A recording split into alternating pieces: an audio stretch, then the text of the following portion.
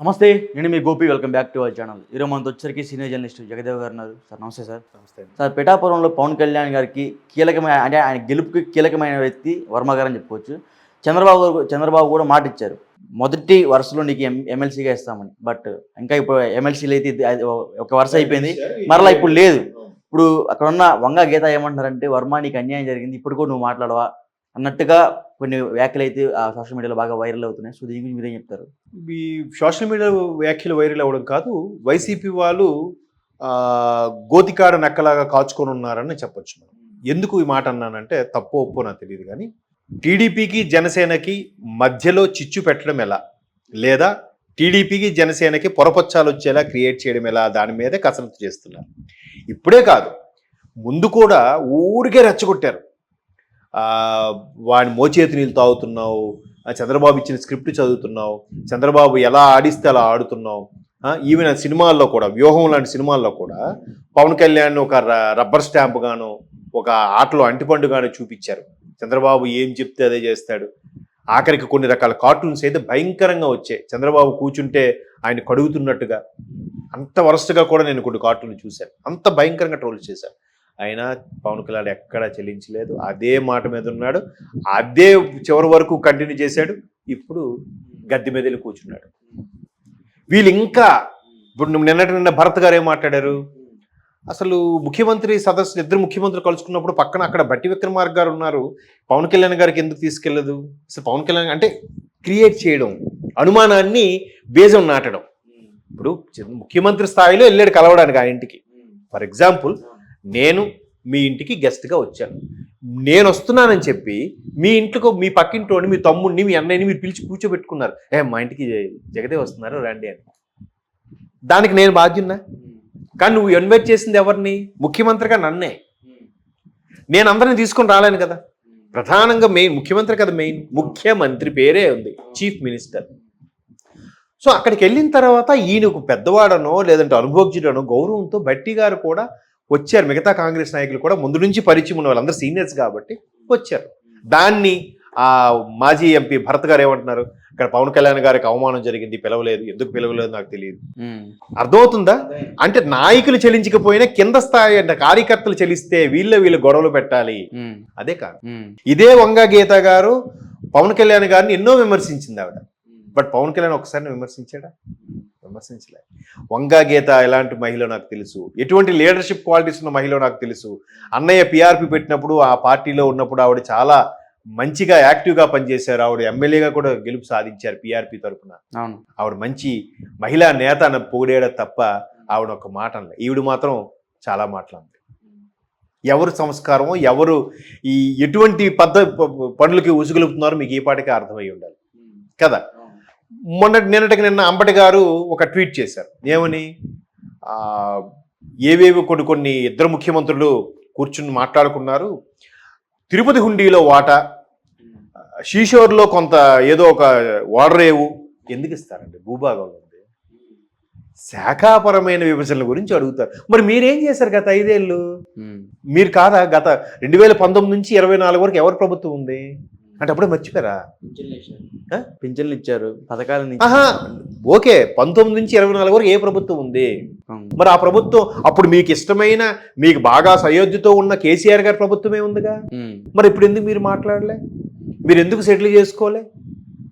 క్యాపిటలే లేదు కాబట్టి ఏం సెటిల్ చేస్తారో మీకు తెలుసు ఆ విషయం. కాకపోతే ఏదో ఊరికే పవన్ కళ్యాణ్ గారికి అవమానం జరిగింది అంటే ఈ కింద స్థాయిలో ఎవడో రెచ్చిపోవాలి. 2 పెగ్గలు వేసిన తర్వాత అటు అంటాడు కదా, అటువంటి వాళ్ళని గ్యాదర్ చేసి ఏదో చేయడం. ఇన్ని జరుగుతున్నా పవన్ కళ్యాణ్ గారు కానీ చంద్రబాబు నాయుడు గారు ఏమంటున్నారు?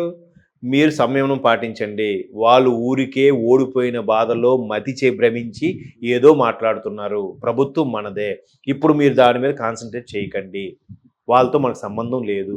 ఉసిగొలిపే లేదా రెచ్చగొట్టే కవ్వింపు చర్యలకు దిగితే మీరేమి ఇది అవ్వద్దు, వాళ్ళకి అంత ఇది లేదు. మన దృష్టి ఏంటంటే ఎంత మెజారిటీతో మనల్ని గెలిపించారు కాబట్టి ప్రజలకు మన మీద ఎంత నమ్మకం పెట్టుకున్నారు, ఎంత పెద్ద బాధ్యత అప్పగించారు అది చూడండి. అందుకే నెల రోజులు ప్రమాణ స్వీకారం జరిగిన నెల రోజులు అవ్వక ముందే ఆయన అప్పుడే వచ్చి కలవడం ఏంటి, ఆల్రెడీ 10 ఏళ్ళు అయిపోయింది ఉమ్మడి రాజధానిగా, ఇప్పుడు ఏంటి శాఖాపరమైన సెక్రటరియట్లో 32 శాఖలు ఉన్నాయి, 32 శాఖల్లో ఏది పూర్తి స్థాయిలో ఇక్కడికి వచ్చేసాయా, షిఫ్ట్ అయ్యా లేదా కామన్ థింగ్స్ ఉన్నాయి. పొట్టి శ్రీరాములు తెలుగు యూనివర్సిటీ కానీ కొన్ని ఇప్పుడు ఆర్బీఐ క్వార్టర్స్ లేదా ఆర్బీఐ ఆఫీస్ ఉంది, అదే ఇంకా ఆంధ్రప్రదేశ్కి కొంత శాఖ వెళ్ళలేదు, అక్కడ క్యాపిటల్లో పెట్టాల్సింది, క్యాపిటల్ లేదంటే ఏం చెప్తారు, చెప్పకే ఆర్బీఐ కూడా పెట్టలేదు. కొన్ని డిపార్ట్మెంట్ ఆఫ్ టెలికాం ఉంది, ఈ రోజుకి ఆంధ్రప్రదేశ్ డివిజన్లోనే ఉంది, అది ఇంకా తెలంగాణ ఆంధ్రగా వెళ్ళలేదు. ఇట్లాంటి విషయాలు అన్నింటి మీద, లేదా నీటి సమస్యలు ఉన్నాయి, కృష్ణా నీటి సమస్యలు, ఆ కృష్ణా బోర్డుకి తెలంగాణ అధికారులు రాస్తున్నారు, ఆంధ్ర అధికారులు రాస్తున్నారు, ఎందుకు ఇబ్బందులు, ఇట్లా ఇన్ని రకాల సమస్యల మీద. ఎస్పెషల్లీ ఆర్టీసీ ఉంది, ఆర్టీసీ ఉమ్మడి ఆస్తులు చాలా ఉన్నాయి ఇక్కడే. మరి దానికి సంబంధించి మీ ఆస్తులు మీరు తీసుకున్నా మాకు కేటాయించడమో లేదా మాకు రావాల్సిన వాటా బస్సులు ఇవ్వడమో లేదా ఎంత అమౌంట్ డిపాజిట్ చేయడమో ఏదో ఒకటి చేయాలి కదా. అంత మాత్రం తిరుపతి హుండీ ఎందుకు అడుగుతారా చెప్పు, సిల్లీ కాకపోతే. ఇక్కడ వేములవాడ హుండీ అడుగుతారా, లేదంటే సమ్మక్క సారలమ్మ జాతరలో సగం షేర్ ఏమన్నా ఆంధ్రప్రదేశ్ అడుగుతుందా. అంటే లేనిపోనివి క్రియేట్ చేసి మాట్లాడడం, ఊరికే జనాల సామాన్యులకి అడుగుంటారా, ఈయన అక్కడ గవర్నమెంట్ అక్కడ కూడా టీడీపీ డెవలప్ అవడం ఈయన ఏదో చేస్తుంటారు రా, రేవంత్ రెడ్డి ఈయన ఫ్రెండ్స్ రా, వెంటనే అదిగో పులంటే ఇదిగో తోకడే రకాలే. అది ఎందుకు అలా అడుగుతారా, ఎందుకంటే స్టేట్ డివైడ్ అయిపోయిన తర్వాత చిన్న ఎగ్జాంపుల్ చెప్తా. శ్రీరామనవమికి స్వామివారికి పట్టు వస్త్రాలు సమర్పించే కార్యక్రమంలో భాగంగా ప్రభుత్వం నుంచి పట్టు వస్త్రాలు సమర్పించారు. ఇక్కడ ఎప్పుడైతే డివైడ్ అయిపోయిందో భద్రాచలంకి ఇంకా ఉమ్మడి ఆంధ్రప్రదేశ్ కాదు, తెలంగాణకు చెందింది కాబట్టి తెలంగాణ ప్రభుత్వం భద్రాచలంలో పట్టు వస్త్రాలు సమర్పించింది. అక్కడ ఒంటిమిట్టలో పట్టు వస్త్రాలు సమర్పించింది కదా స్వామివారికి. మాటప్పుడు మాది అదే అని చెప్పి ఇక్కడికి వచ్చి సమర్పించారా, మాటప్పుడు హుందీ ఆదాయం ఎందుకు అడుగుతారు అంటే చూడండి, వాళ్ళ యొక్క సోషల్ మీడియా నెట్వర్క్ వాళ్ళు కానీ వాళ్ళ యొక్క ఇట్లాంటి ప్రాపగాండా క్రియేట్ చేసే వాళ్ళు ఎట్లాంటి కింతిరి అంటే దాన్ని ఏమంటారంటే మసిపూసి మారేడిగా చేసే టైప్లో వాళ్ళు సిద్ధహస్తులు అక్కడ ఉన్నారు బాగా వాళ్ళ దాంట్లో, అది నాకు అర్థమైంది. అట్లా వాళ్ళ సలహాల సూచనల మీదకి వెళ్తున్నారు. మళ్ళీ అంటే నిజమే కదా సార్, వర్మ గారికి సరైన న్యాయం జరగలేదు కదా. అదే ఇప్పుడు కమింగ్ టు ద పాయింట్. అయితే ఇప్పుడు వర్మ గారికి పవన్ కళ్యాణ్ గారు ఒక ఎమ్మెల్సీ ఏదో చేసుకోవాలి, మనం కాపాడుకోవాలని అన్నారు. నిన్న కూడా వర్మ గారు గోదావరి నుంచి కృష్ణా డెల్టాకు సంబంధించి నీరు ఏదో వదిలినప్పుడు కూడా ఈ 5 ఏళ్ళు వదలలేదు, ఇప్పుడు నీరు వదిలిన చెప్పడం దిగి నీరు కూడా తాగి ఈ చంద్రబాబు గారు హయాంలోనే ఇలాంటివి జరుగుతాయని కూడా చెప్పాడు. సో ఆయనకి ఇంకా ముందుకి ఏదో ఉంది, ఇచ్చి పదవే పెట్టారు, అందుకే ఆయన కాముగా ఊరుకున్నారు.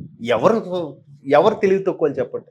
ఆయనకి ఎమ్మెల్సీ కాకుండా ఉన్నదంటే ఇంకేదో ఉంటుందిగా ఖచ్చితంగా. నామినేటెడ్ పోస్టులు ఉన్నాయి, కార్పొరేషన్ పోస్టులు ఉన్నాయి, లేదా ఎంత త్యాగం చేసి ఎంత కష్టపడి పనిచేసావు కాబట్టి నీకు ఆల్రెడీ పవన్ కళ్యాణ్ గారు అంత ఇమేజ్ నీకు వచ్చేసింది కాబట్టి నీకేం కావాలని చంద్రబాబు గారు అడుగుంటారా.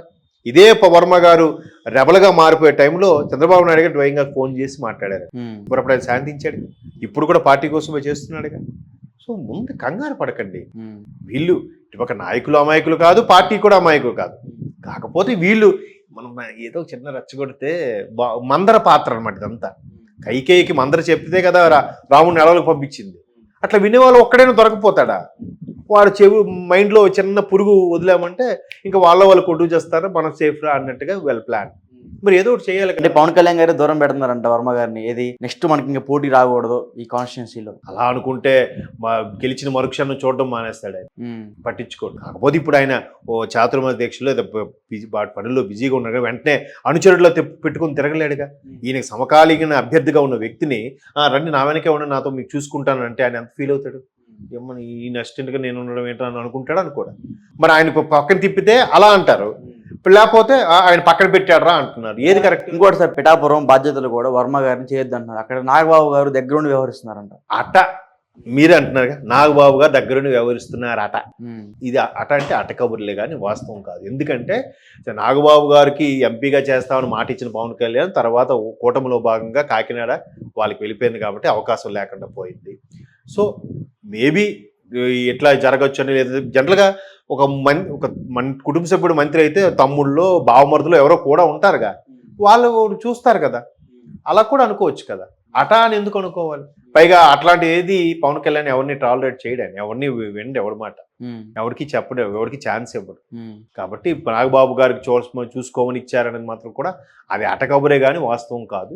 సో ఇవన్నీ కూడా వైఎస్ఆర్సీపీ వాళ్ళు మరలా టీడీపీకి జనసేనకి పొరపచ్చాలు ఎలా క్రియేట్ చేయాలని చేస్తున్న భాగంగానే ఇవన్నీ తప్ప అదేం కాదు, వర్మ గారికి కూడా ఏదో కీలకమైన పదవి ఉంటుంది. వెయిట్ 1 month కూడా అవ్వలేదండి ఇంకా ప్రమాణ స్వీకారం చేసి. అప్పుడే మీరు ఏంటి అసలు ఇప్పుడు ఇవాళ తేదీ ఎంత ఇంకా ఇవాళ 9 అనుకుంటా. మరి 1 month అయింది సరిగ్గా. కాబట్టి ఆగండి, కంగారు పడకండి.